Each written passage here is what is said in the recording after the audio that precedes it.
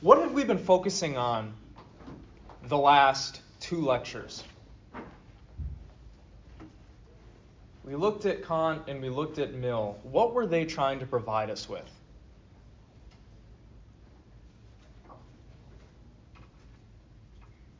What did they give us? Yeah. What defines the morality of the action? Right. They were giving us ethical theories, right? More specifically, theories that tell us what makes an action good or bad. Right? For Kant, in layman's terms, it's the intention. It's the intention of the person acting that determines whether what they did was good or bad. For Mill, what was it? What determines whether an action is moral or immoral? The consequences. The consequences of the action. Good. Yeah. 2 very different views, right? Now, these are not the only ethical theories we're going to be looking at in this class. We have a few more to get through. But today, we're going to be looking at a very different kind of ethical theory. An ethical theory which is not primarily trying to answer this question, what makes an action good or bad? It's trying to answer a different kind of question.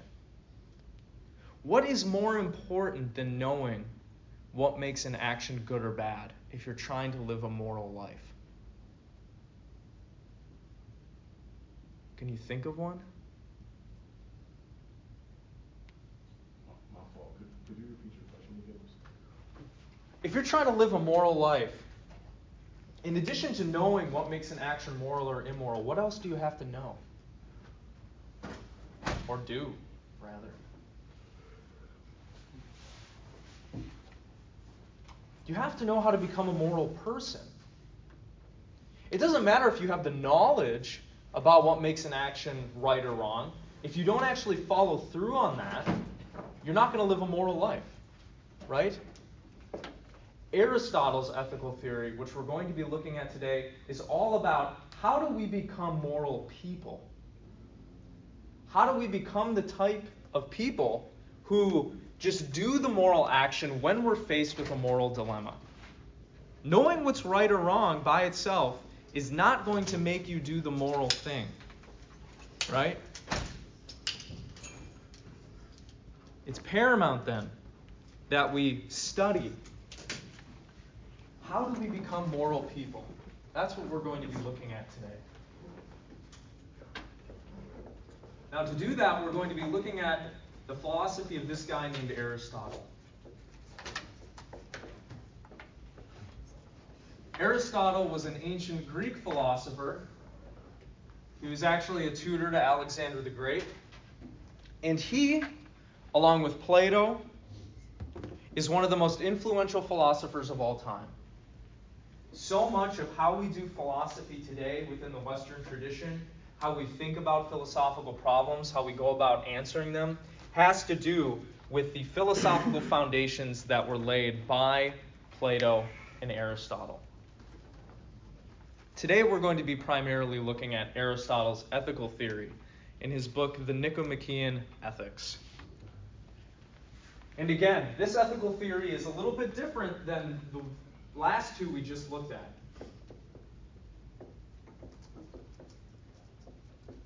Aristotle is concerned with answering the question, what makes an action right or wrong? But he's more concerned with teaching people how to become a moral person.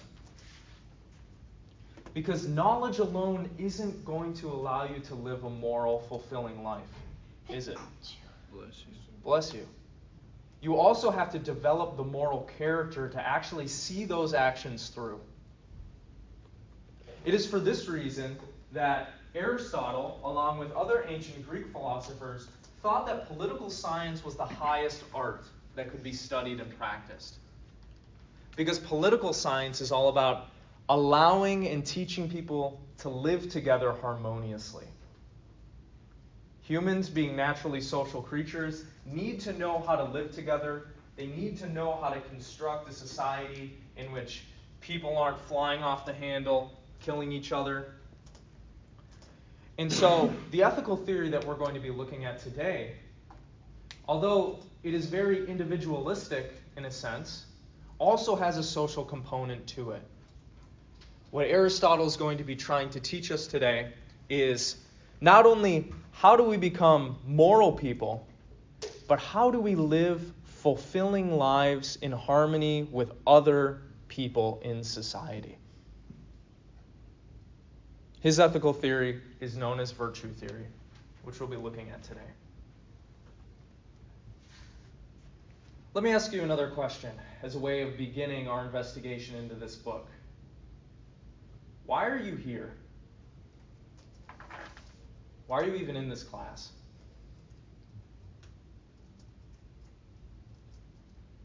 Why are you trying to get a college degree?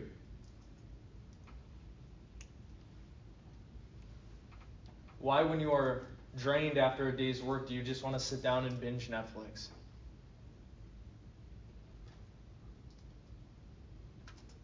Anybody have any idea?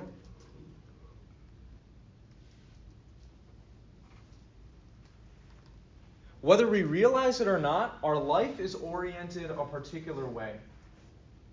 There is some ultimate end or aim that we are seeking after. All of the activities that we engage in, everything that we do for a reason. We're trying to get something, right? You're coming here to class because you want to get a philosophy credit. You're trying to get a philosophy credit so that, you can finish your degree. You're trying to finish your degree so you can get a job. If we follow that string along, if we keep asking why you do what you do, what is the thing that we're all seeking after? Does anybody have any idea?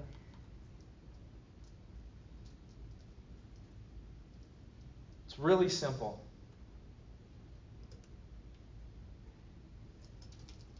You want to be happy, right? We're all seeking after happiness, aren't we? That is what we're all after in this life. We're all trying to be happy.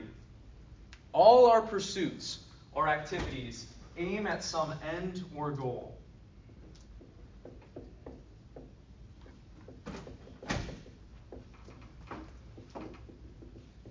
For human beings, this seems to be happiness.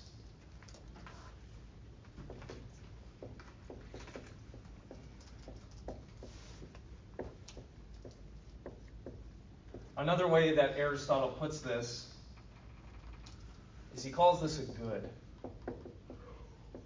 We're all seeking after some good. Now, it's obviously not the case that we act all the time without a reason for doing something. And it can't be the case that everything that we engage in is just for the sake of something else, right? If there wasn't some ultimate thing that you were seeking after, aiming at in what you do, we would just have an infinite series of things that you were doing for the sake of something else. So there is something ultimate that we're all aiming at, something that we're trying to get out of life. Aristotle calls this happiness, but the Greek word is eudaimonia.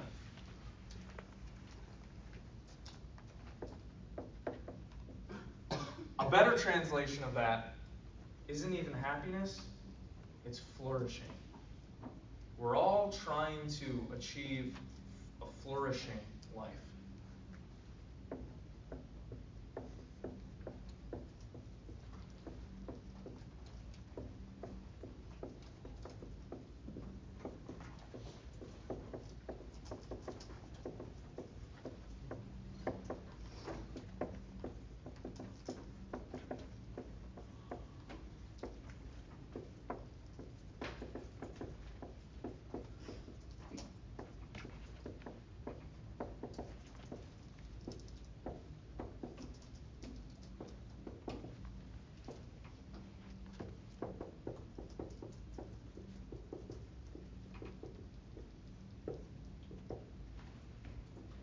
Aristotle discusses this on page 4 in the reading, which I believe is in chapter 2.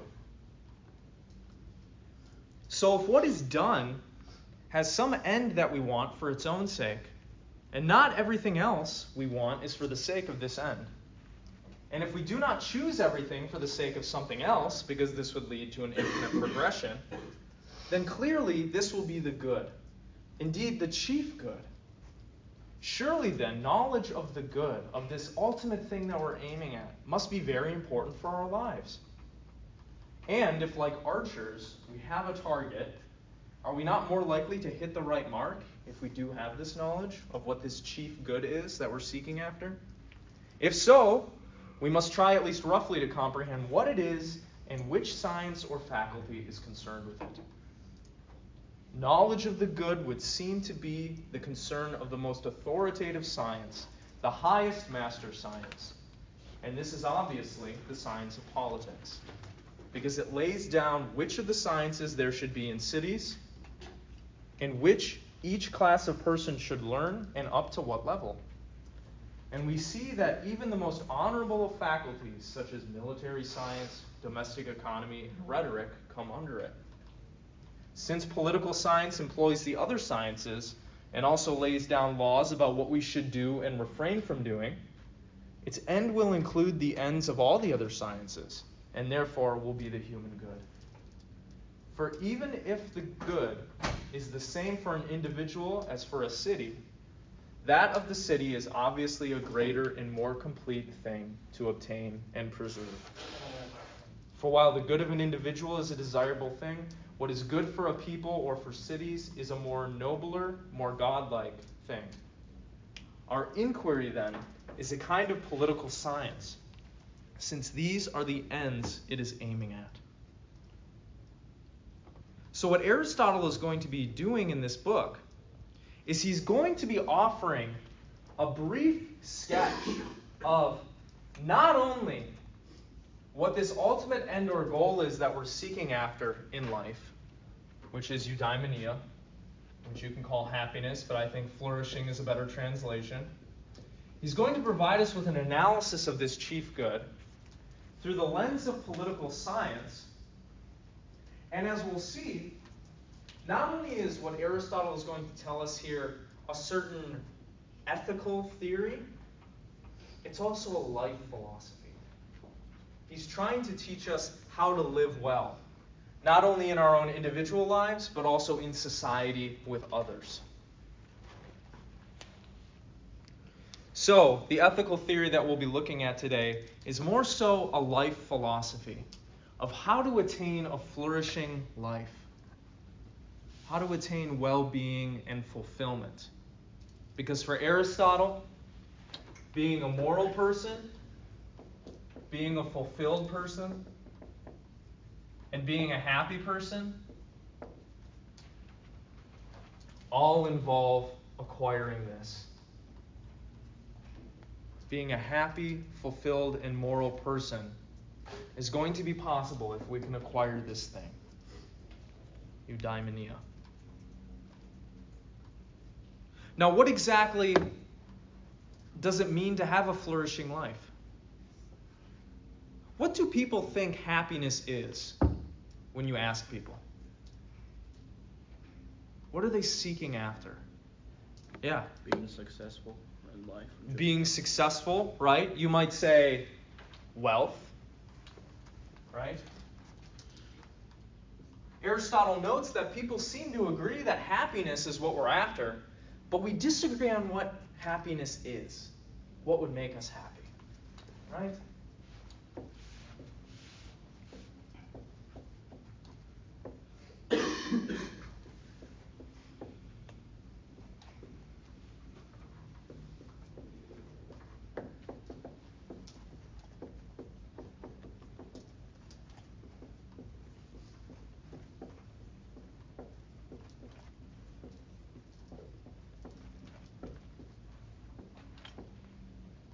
Some people think success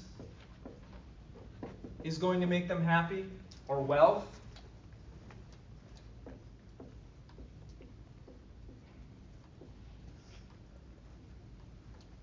Does happiness really consist in that, though? What do you think? Remember, the thing that we're looking for in our lives, ultimately at the end of the day, is what Aristotle would call desirable in itself and self-sufficient. What he means by that is this ultimate thing that we're seeking after, if we got it, we wouldn't need or want anything else. Can wealth fill that role? Is wealth self-sufficient? If we acquired all the wealth in the world, would we desire or want anything else? Would we be fulfilled with all the wealth in the world?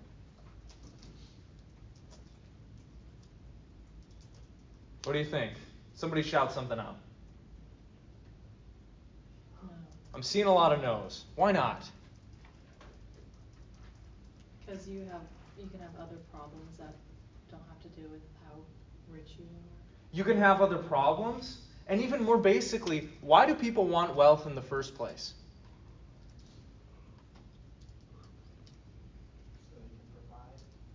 They want wealth for the sake of something else, right? Wealth in itself is not what people are after. People want wealth so they can do other things, right? But this happiness, this eudaimonia, this flourishing, this is supposed to be something that's self-sufficient, that we want it for its own sake. So wealth, obviously, is not what people are after if they're trying to be happy as their ultimate goal, right? Wealth is just a means to acquiring maybe a comfortable and satisfying life, right? Wealth is only a means to something else. So it's not the chief goal or the chief thing that we're after in our lives.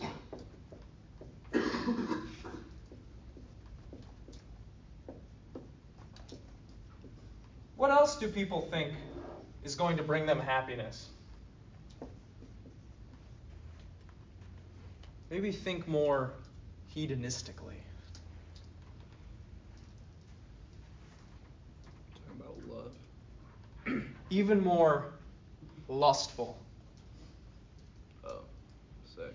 Sex, but what does sex get you? Children? Pleasure. Maybe sometimes pleasure. Some people think happiness consists in pleasure, right? They're like, the ultimate life for me is the one in which I'm pleased. Oh, I'm feeling pleasure. I'm drinking the nice wine. I'm going to orgies, right? I have my, Molly. But is pleasure the chief thing that we're after? What do you all think? Can pleasure fill the role of this self-sufficient thing that if we had it, we wouldn't want anything else? Choosable for its own sake?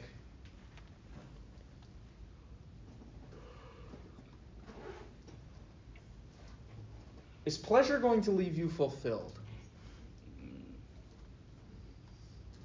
If anything, pleasure leaves you unfulfilled, right?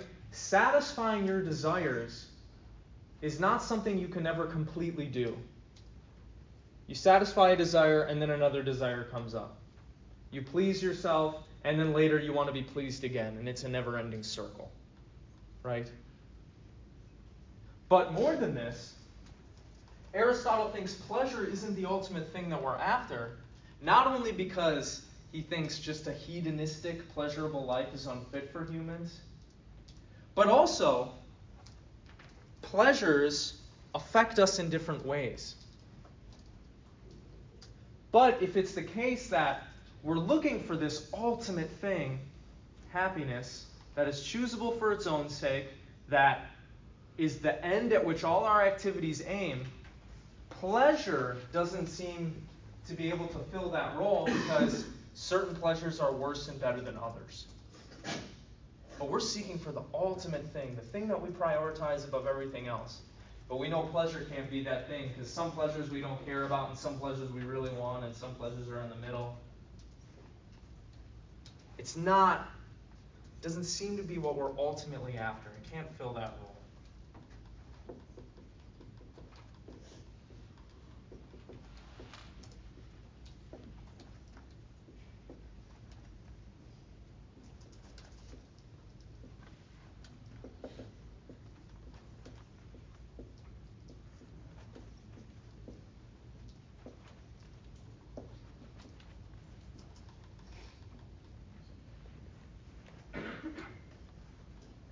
finally, Aristotle considers honor.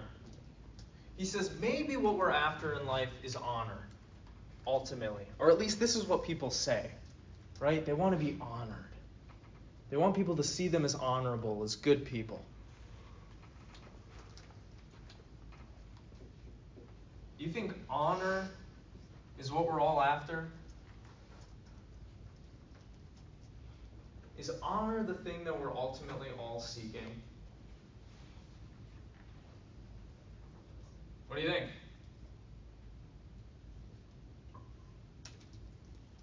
I bet there are some people in this room who couldn't give a crap about honor, right? Furthermore, honor doesn't seem to be the ultimate thing that we're seeking after, because usually we seek honor because what we're actually seeking after is satisfaction. And being honored is a means to being satisfied with ourselves. Remember, the thing that we're looking for, this chief end or goal, is supposed to be choosable for its own sake. So if honor is something that we seek after in order to get something further, it can't be the ultimate thing that we're aiming at in our lives. Honor, Aristotle says, is only a means to satisfaction.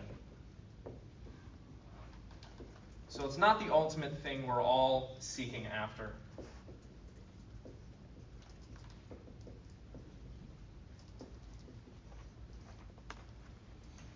No. Our ultimate goal, the thing that we're all seeking in life, that's going to allow us to be fulfilled, is something different from these.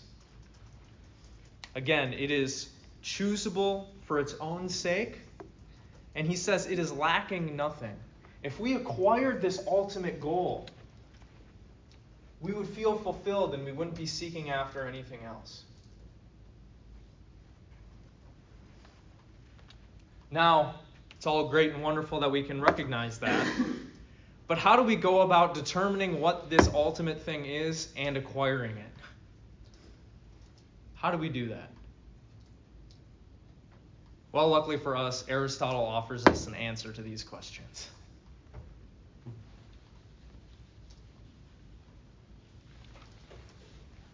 There's something very basic and intuitive about Aristotle's view that I think makes it appealing to people in our day and age, especially since we are faced with so many interesting and perplexing social and economic and existential problems that we've kind of lost the thread in a lot of ways. Or we've lost the ability not only to determine what makes us happy, but how to get there. That's why I think studying Aristotle is going to be useful for us. I think he has something wise to say that we should be considering here.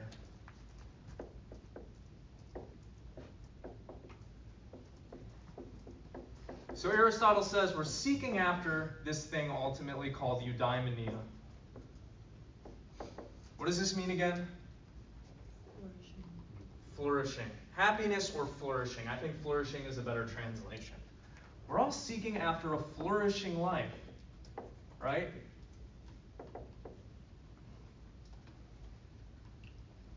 How do we determine what's going to allow us to live a flourishing life?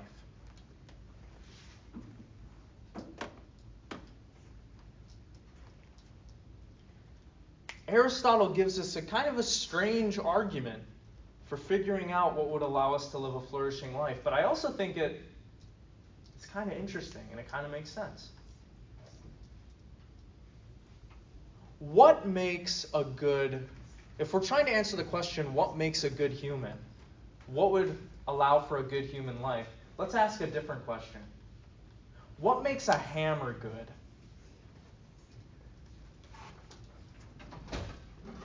Is this a good hammer? Why isn't this a good hammer?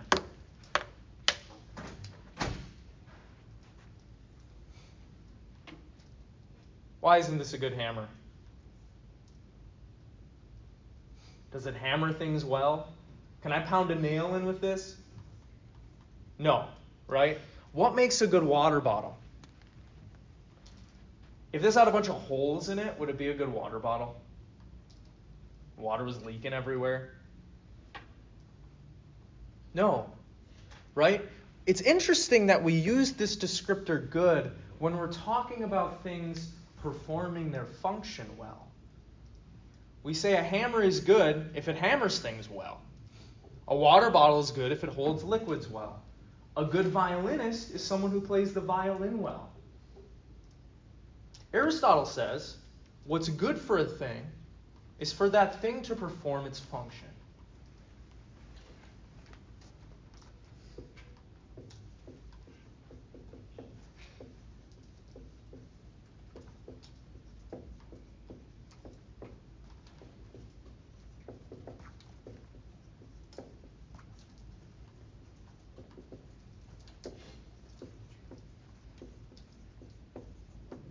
A good marker writes on the board well.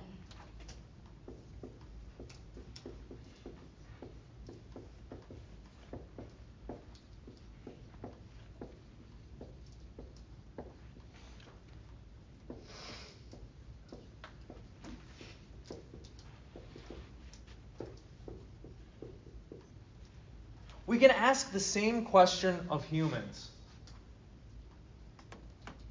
If we look at what human nature is like, what makes us different from animals, the different capacities that we have, Aristotle thinks we can divine what our function is. And then if we know what our function is, we'll be able to live a good human life, which is going to allow us to live a moral and fulfilling and flourishing life as well.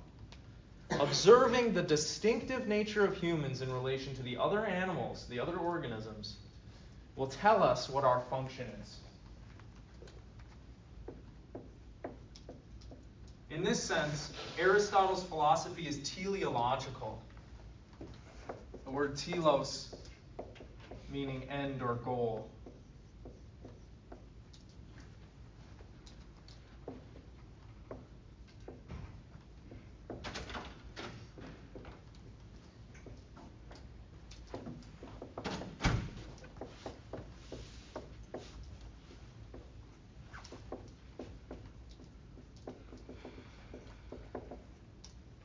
How are humans different from other animals? How is a human different from a plant or a beaver?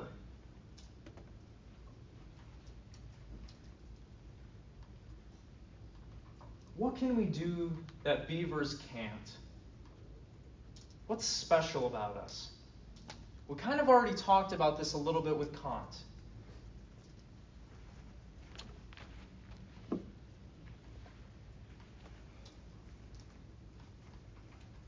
Yeah. We have like the ability to reason through things. That's right. We have reason. We have a faculty for reason. We have the ability not only to reason through things, but also to reflect, right? To introspect on our own lives and our own experiences. Humans differ from the other animals, differ from tables and chairs and stones and plants, and that we have reason and we can act according to rational principles.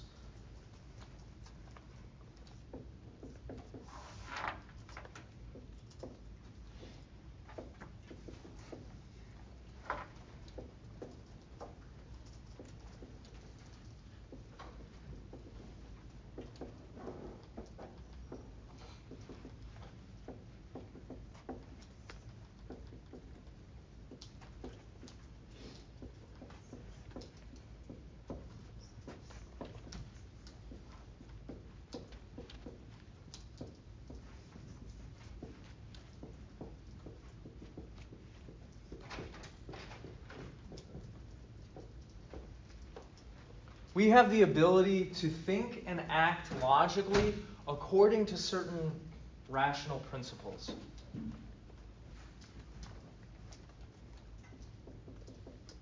Or in other words, humans can reflect and act rationally.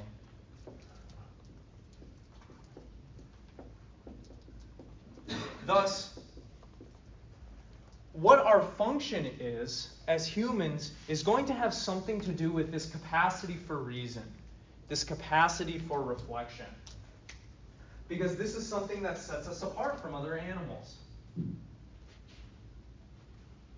The function of a hammer is it hammers things well. The function of a plant is that it does plant things well. It engages in photosynthesis, it grows, it absorbs radiation from the sun. The function of an animal is that it does animal things well. It acquires food, it procreates, perhaps builds some rudimentary shelter or finds one. For humans, our function is going to be couched in this ability to think and act rationally. And thus Aristotle is now prepared to offer us an answer as to what it means to live a flourishing life. How do we live a flourishing life? A life that is also moral and fulfilling. He thinks these all go together. He says, the human good, eudaimonia, is as follows.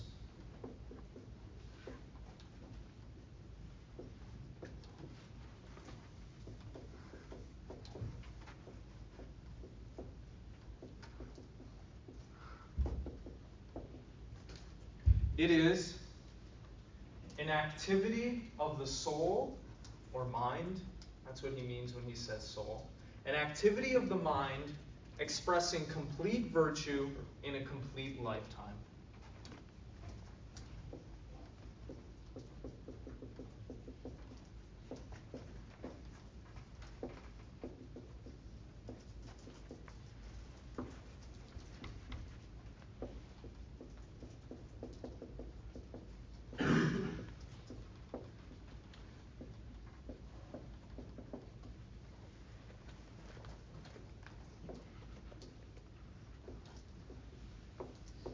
Aristotle uses this word virtue.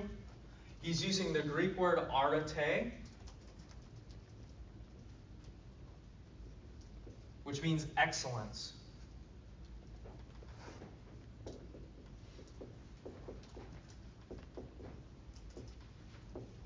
Eudaimonia, a flourishing life, is an activity of the soul or mind. The word he's using is suke.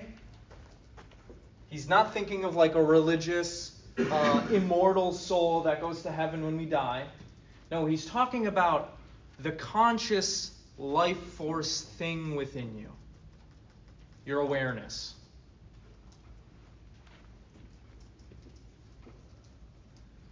A flourishing life is one in which we are engaged in an activity of the mind which expresses complete excellence in a complete lifetime.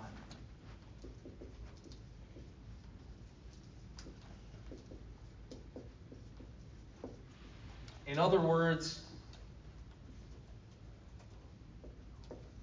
happiness or flourishing, eudaimonia, is a kind of living and acting well.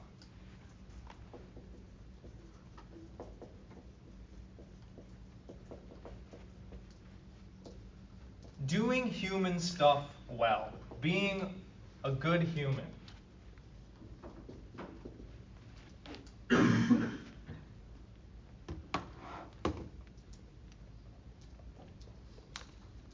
Now this gets us a little closer to what it means to live a moral, fulfilling, happy life. But we're still a little ways off, right? Because what exactly does this mean? What is an activity of the soul expressing complete excellence in a complete lifetime? It's a little vague, right? What does it mean to be an excellent human? What does it mean that we do this in a complete lifetime? What does it mean that it's an activity of the soul? All a little rather vague. But luckily for us, Aristotle goes on to describe what it means to carry this out. What it means to be an excellent human, to do human stuff well. To do that, we have to discuss virtue.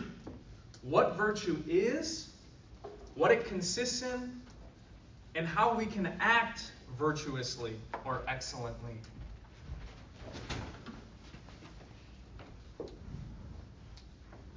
This is a word that we don't use too often nowadays. What is virtue? What are the virtues? If someone says, oh, you have the virtues, what does that mean? Or you have this or that virtue. What is that?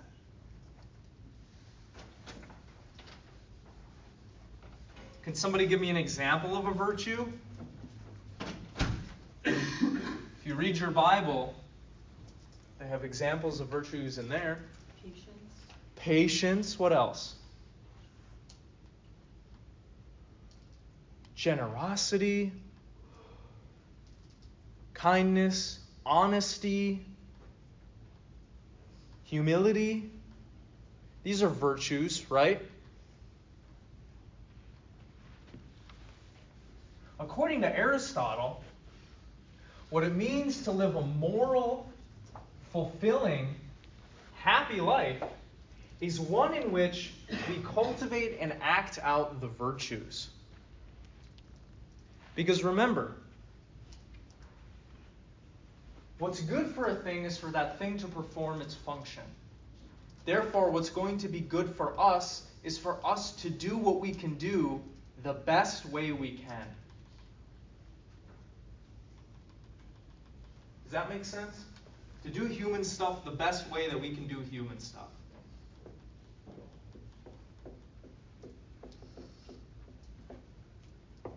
This is what sets Aristotle's ethical theory apart from the other ones that we've been discussing in this unit. For Aristotle, simply knowing what the right thing to do is not enough. You need to work on your character. You need to build a certain character. In Aristotle's view, it doesn't matter if you know what the right thing to do is. If you don't have a good moral character, you're not going to do good stuff. Okay? You're going to fall into temptation. You're not going to do the nice thing. You're going to do the selfish thing. So his ethical theory is all about teaching us how to build an excellent character so that when we come upon moral dilemmas and difficult situations, we naturally do the right thing. And we don't even have to think about it. This is what it means to cultivate the virtues. According to Aristotle, being virtuous, being an excellent human being, is an activity. It consists in an active life in which you're doing stuff.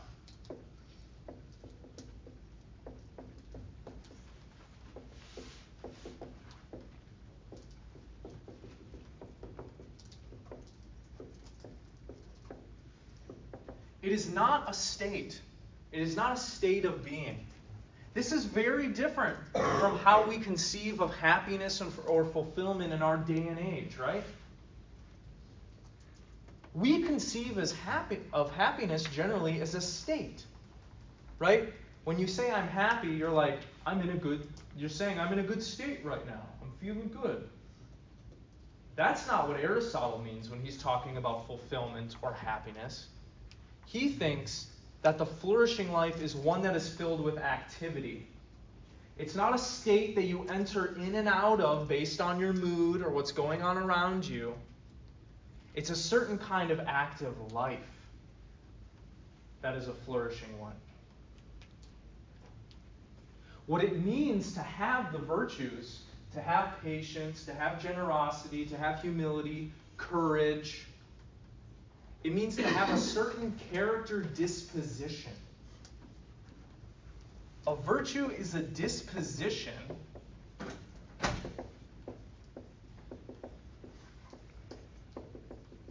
and here we get a long list to feel the right emotions,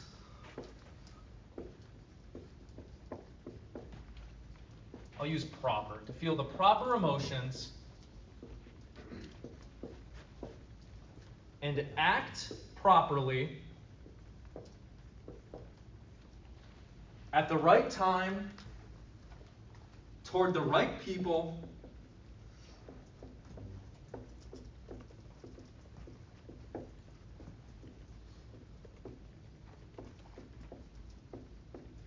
with the right intensity.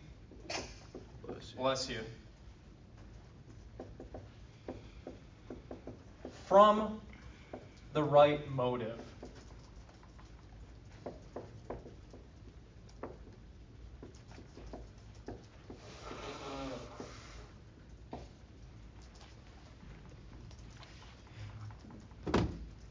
The flourishing life is one in which we build ourselves up a certain character that does this.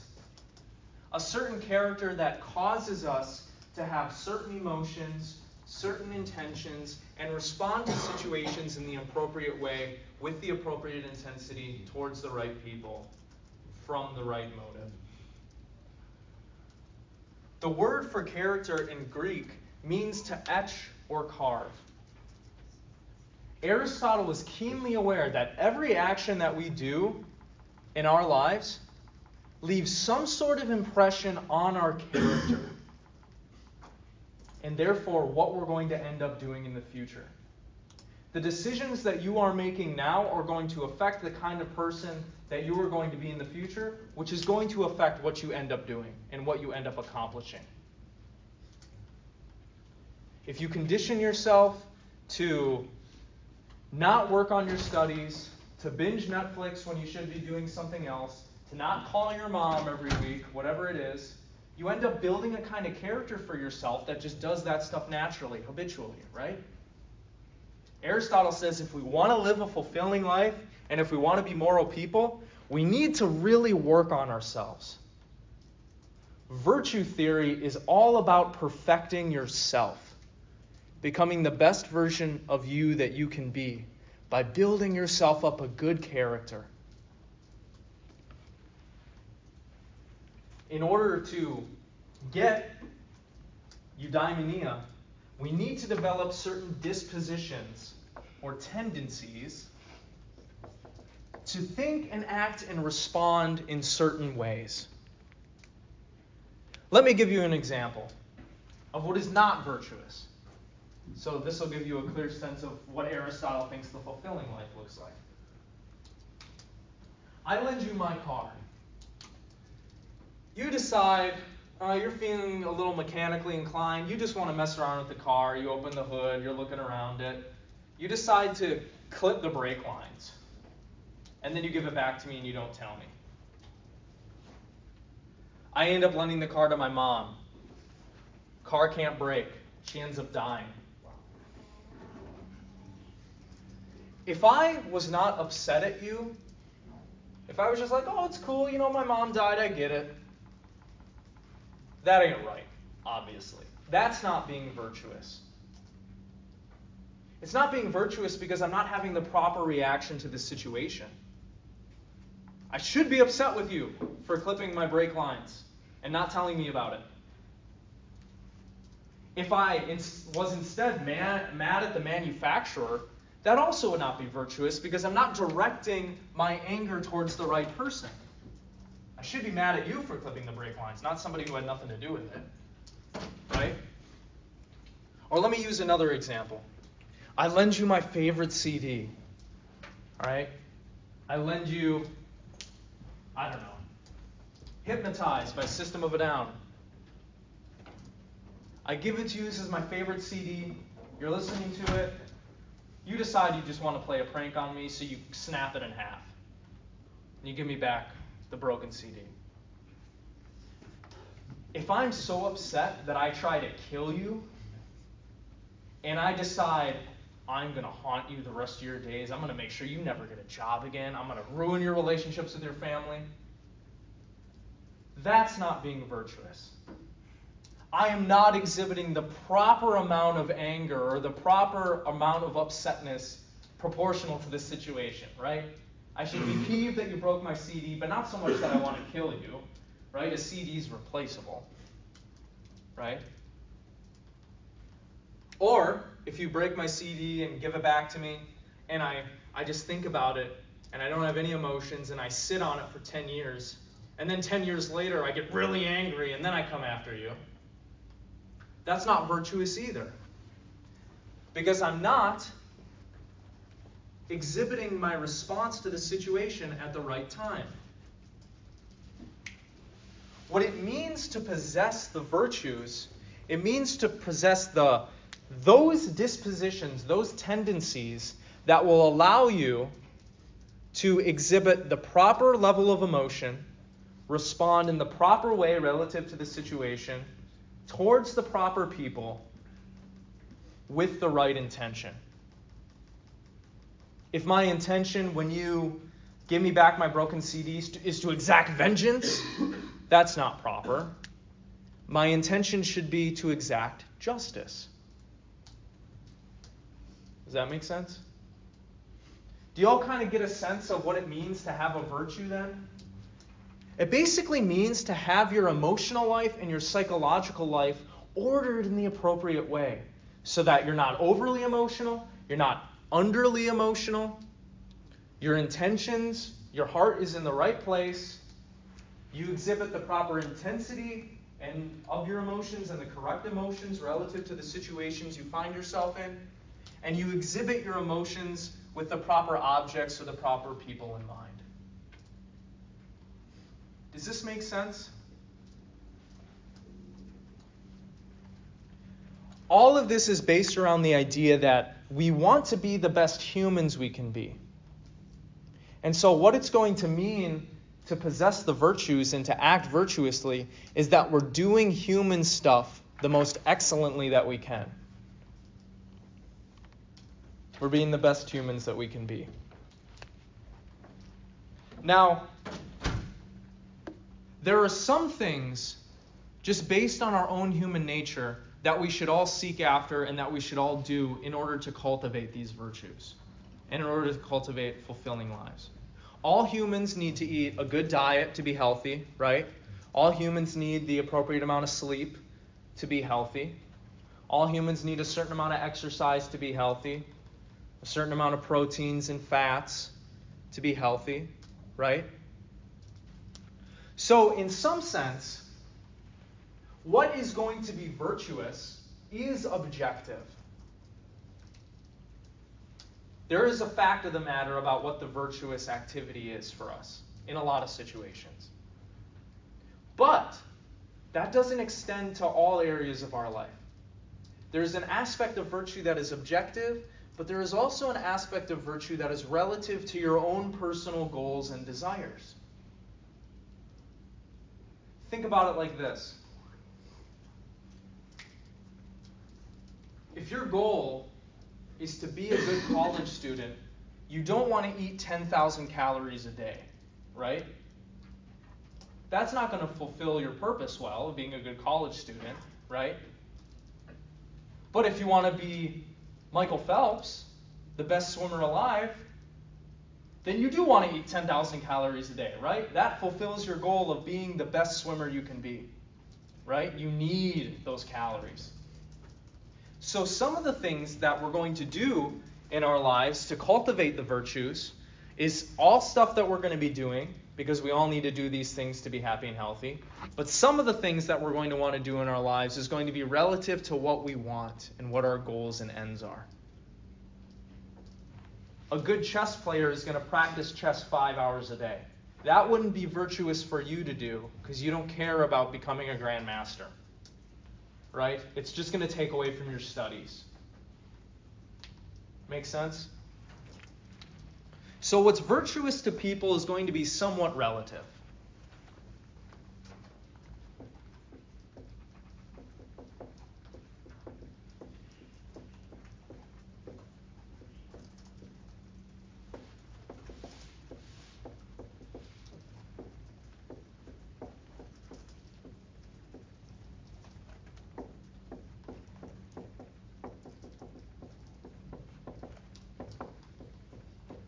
You do not want to be on the same diet and exercise regimen as Dwayne "The Rock" Johnson.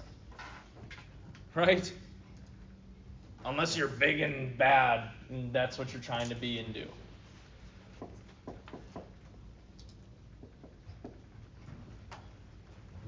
In order to be the best humans that we can be, though, we don't just want to cultivate certain moral dispositions, like generosity, honesty, humility. We also want to cultivate intellectual virtues. being the best human you can be isn't just about being nice. It's also being as rational and as smart and intelligent as you can be. And using that intelligence to engage in problem solving. So the virtues can be intellectual, like wisdom or prudence, and they can be moral. And we're supposed to work on both. Towards the perfection of our own individual character, we should be trying to be as smart and as kind as we can be. Or maybe instead of kind, maybe we replace that with loving.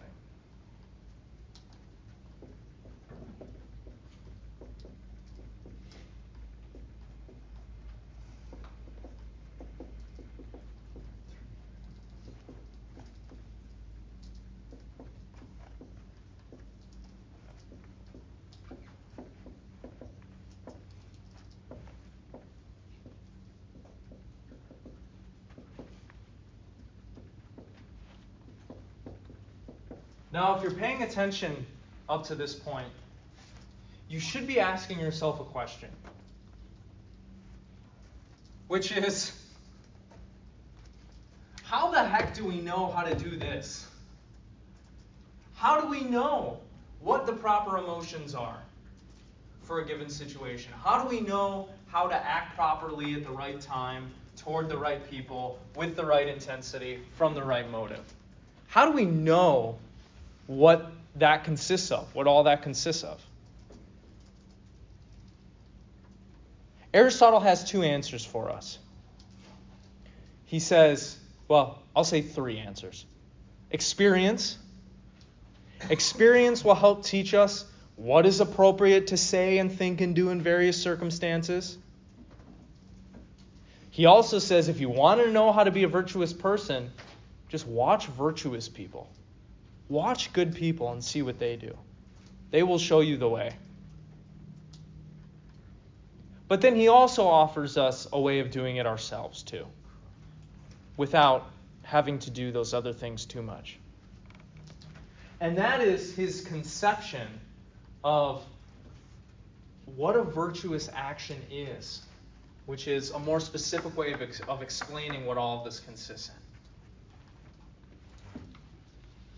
A virtuous action, Aristotle says, is an action that proceeds from the mean state between deficiency and excess. And I'll explain what that is here after I write that down.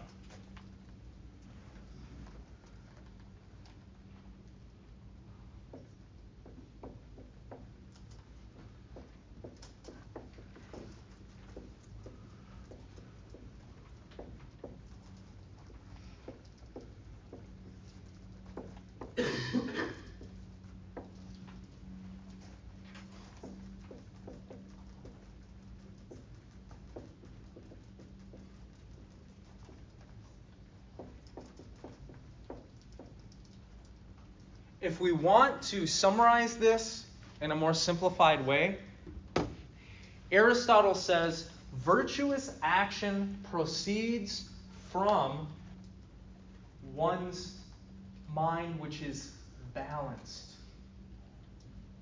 Your psychological and emotional life has to be balanced. And what he means by this is that you're not operating from a deficiency or an excess of any certain emotion. Let's take an example.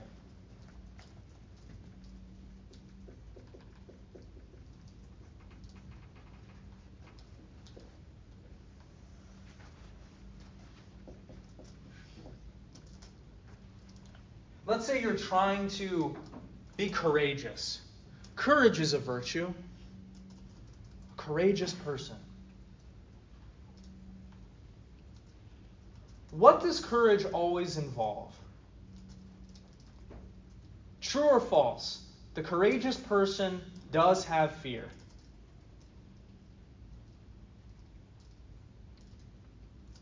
Is the courageous person fearless? No, we admire the courageous person because they do have fear, but yet they still stand up for what they believe in, right? To act courageously, then, means to act with the appropriate amount of fear. Not too much, not too less. If you have a deficiency of fear, you're going to behave in a way that's rash or foolhardy. You just rush into every situation, not caring about your well-being or anything. That's not good. Obviously, if you have an excess of fear, you're going to be overly fearful, right? A branch is going to fall down from a tree and you're going to go, ah! That's not good, right? That's not virtuous to live like that. That doesn't allow you to be a human well. Courage lies at the mean between these two extremes. Mean is important. He's not saying median. What's the difference between a mean and a median? If you have a list of numbers, what's the median? The middle number. What's the mean? Average. Not all virtuous actions are going to have equal parts of the deficiency and the excess. Courage, for example, is probably closer to this side. It's the mean state between the two extremes. Or let's take another example.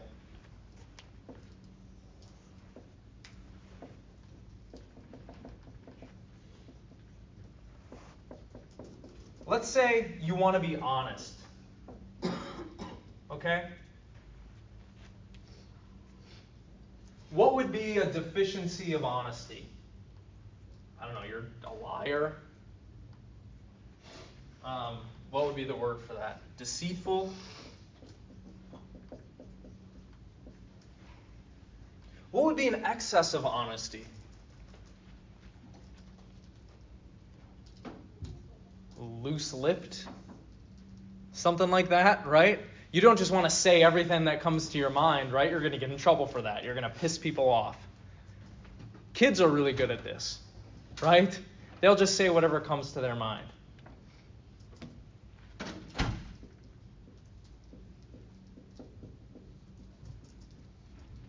If you want to be honest, probably going to be like here, right? Something like that. You're not going to be deceitful. You're probably going to be more loose-lipped than, I don't know, maybe even tight-lipped is associated with this. Do you all get the kind of picture here? What it means to act virtuously is to act from a space in which your psychology is balanced. You're feeling the proper level of emotions. You're acting from the proper intentions that are in balance.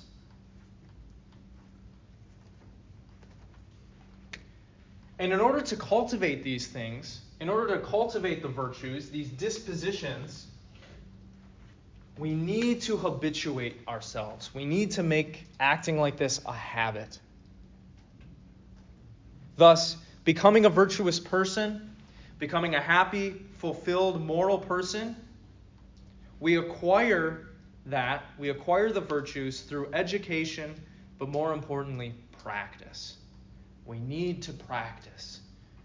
We need to place ourselves in situations and give ourselves practice doing the right thing and habituate ourselves to that.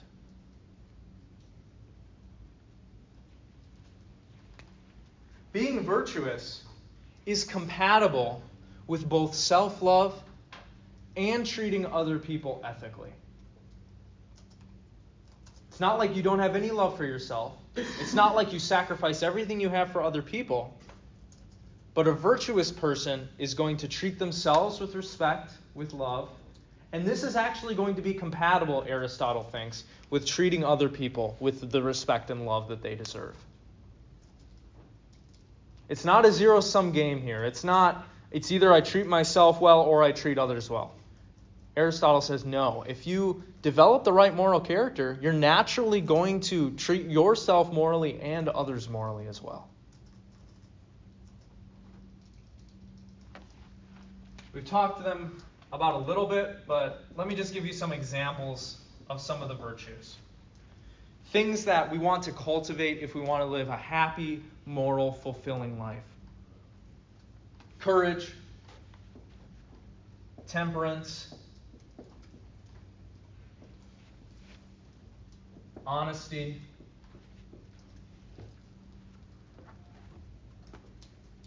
honor, friendliness, wit, justice, friendship, etc. And acting in these ways, again, is going to proceed from a mean state between having too little of an emotion or too little of an intention and too much of an emotion or too much of a certain intention.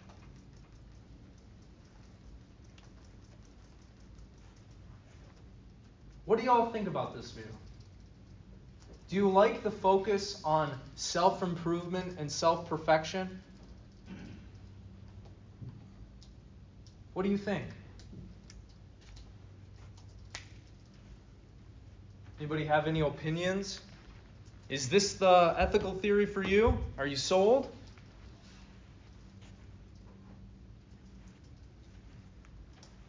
Or do you have some reservations?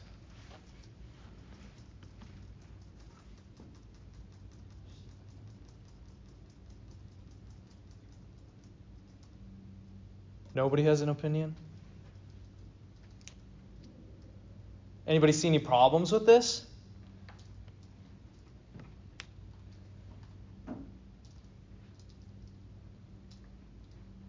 Y'all are tired today. I thought I was tired.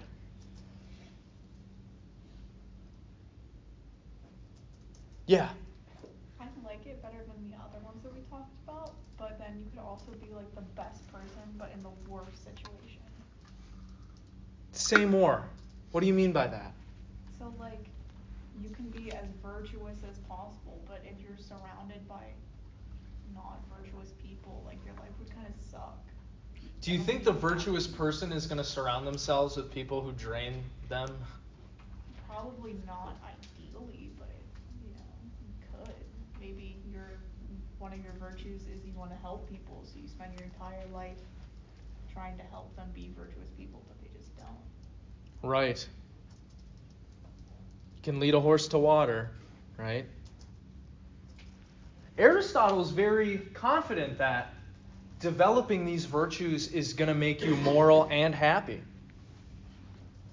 Because when we do good things, that makes us happy. For the people in here who are in sports, who are sporty, don't you get an incredible rush from making an amazing play? From doing something excellently on the field? That's awesome, right? That's what it means to be an excellent human. You're exercising your capacities to their limit. The same is true here. It's just that what Aristotle has envisioned for us is exercising your capacities in every domain that you can. The moral domain, the intellectual domain, the physical domain. Socrates once said, "Each man owes it to himself to see what his body is capable of." It's kind of a cool idea, right? There's something about that that's in here as well. Becoming the fittest you can be, becoming the smartest you can be, becoming the most loving and honest and generous that you can be. What's not to love about this view? Isn't this what we should all be doing? Or are there weaknesses? Are there things that this view doesn't, that kind of leaves aside that are some issues?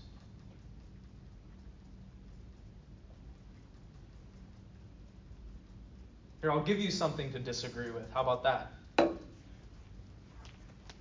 My students always have a problem when I bring up this part of the lecture. This is obviously difficult to do, right? Being the best version of yourself that you can be requires a lot of time and effort and energy. But more so than that, Aristotle says that acquiring eudaimonia, acquiring a flourishing life, living out a flourishing life, has certain requirements.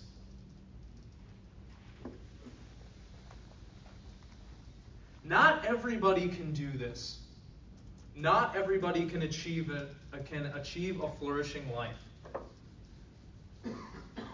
There are certain requirements for achieving a flourishing life. It doesn't matter how much goodwill you have, how much you desire to live a flourishing life.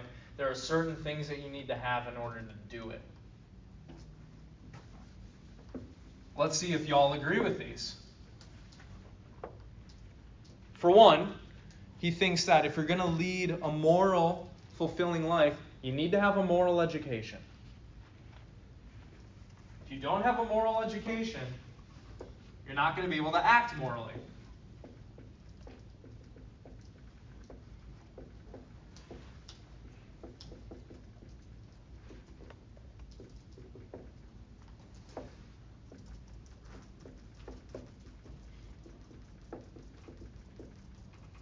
You also need to have experience in moral matters. The armchair philosopher who sits in his study all day just thinking about things, who's never interacting with people in the real world, will never be able to achieve a virtuous life because they don't have practical experience. They don't know what it means to do the right thing in these real world situations because their life is totally in their head. So you need to have experience in moral matters. You actually need to interact with people. You need to get out there in the world. Face moral dilemmas.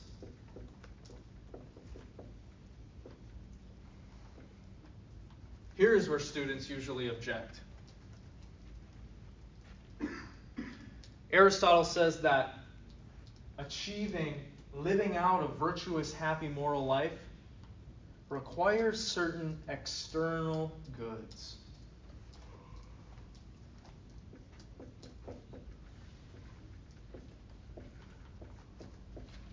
You need to have a certain amount of resources,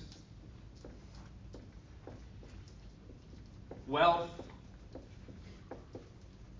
friends, and certain privileges.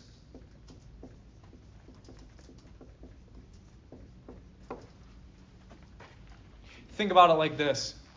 If you don't have any wealth, you can never cultivate the virtue of generosity because you never have anything to give away. I'll come back to you. If you don't have any friends or people to hang out with, you can never cultivate the virtue of friendliness because you have nobody that wants to hang out with you. If you live in dire poverty, on the lowest rung of the social strata, you're not going to be able to acquire the virtues of magnanimousness or pride or other things.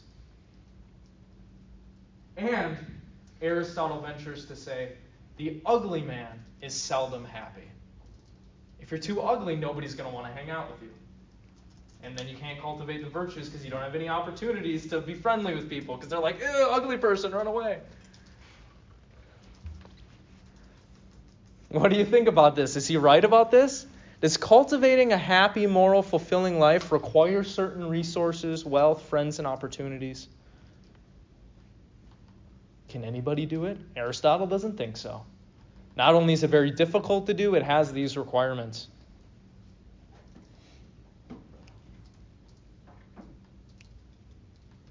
What are you going to say, Peyton? I was going to say you still be generous without being wealthy. Let's say you don't have anything. No possessions. Can you No. give anything away? You could be generous with advice or knowledge. Okay.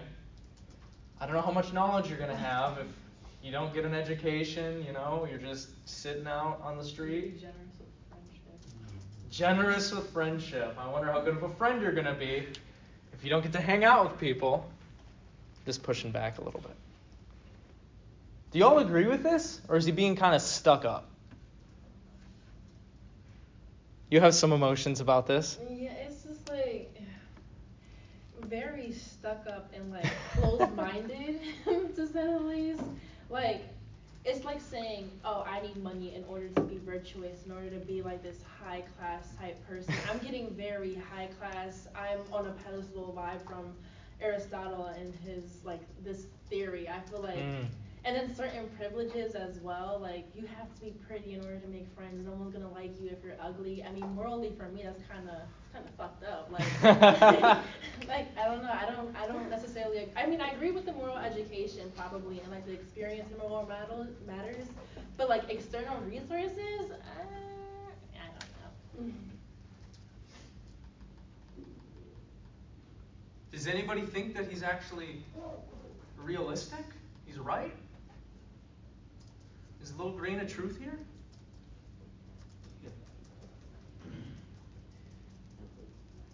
Yeah? A little bit, but I don't know. And like the wealth-wise, like with providing and giving, that makes sense. Like you can't be broke and help people out like that. Right.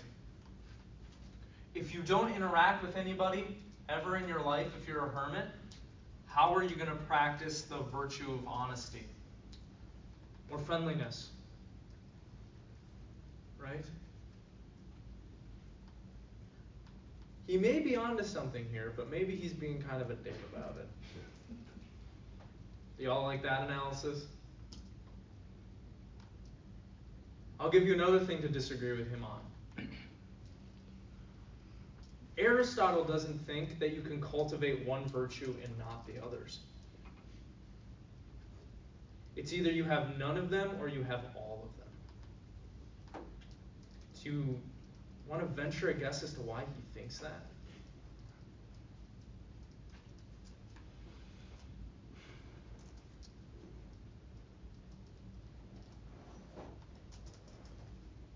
The virtues are not separable. Let's say you want to be generous. Trying to cultivate the virtue of generosity. What do you need in order to do that? You need to be honest with yourself about how much money you have. And you need to be honest to the person that you're giving money to. What else do you need? You need a certain amount of courage to give away your wealth like that. What if you fall on hard times? What if you have a medical emergency? What are you going to do then? You're screwed. You need a certain amount of humility. Somebody who is stuck up and prideful isn't going to give away their crap. Right? The virtues are all intertwined and interdependent on one another, Aristotle thinks. You're not going to be able to acquire just one virtue. It's either you have them all or you don't have any of them. And so he thinks that the actual number of virtuous people that are living are probably literally a handful of truly amazing, excellent people. Do you agree with him on this point, or do you think he's wrong? Because, like, you can be a compulsive liar, but just still have the courage to continue to keep lying, and then be honored about it, and then have honor about it. Like, yeah, I'm a compulsive liar, and I love being a compulsive liar. So, like, you can't have all of it at once. I mean, I can't see how someone can have all of them at once. Let me just write down one more thing. I didn't give you a definition of this view. Don't worry, I'll be putting my teaching notes up. You can copy it later. Virtue theory is the view that the morality of an action is determined by the degree to which that action proceeds from one or more of the virtues. That's it. Does anybody have any questions, concerns? You feel like you came away with a better sense of what Aristotle was getting at in these pages? All right. I'll let you all go then.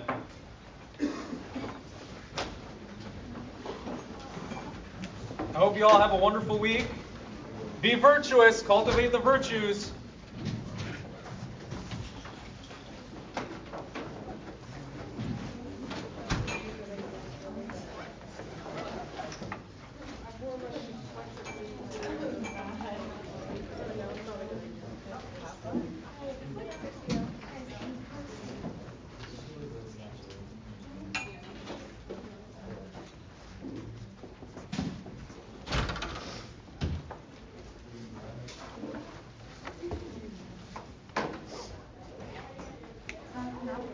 Work on building up your character today. Practice your honesty, your generosity, and humility. But note, humility is not letting people walk all over you. Humility means knowing your worth. You are not worth somebody walking all over you. Stick up for yourself. All right. Thank you. Thank you. You too.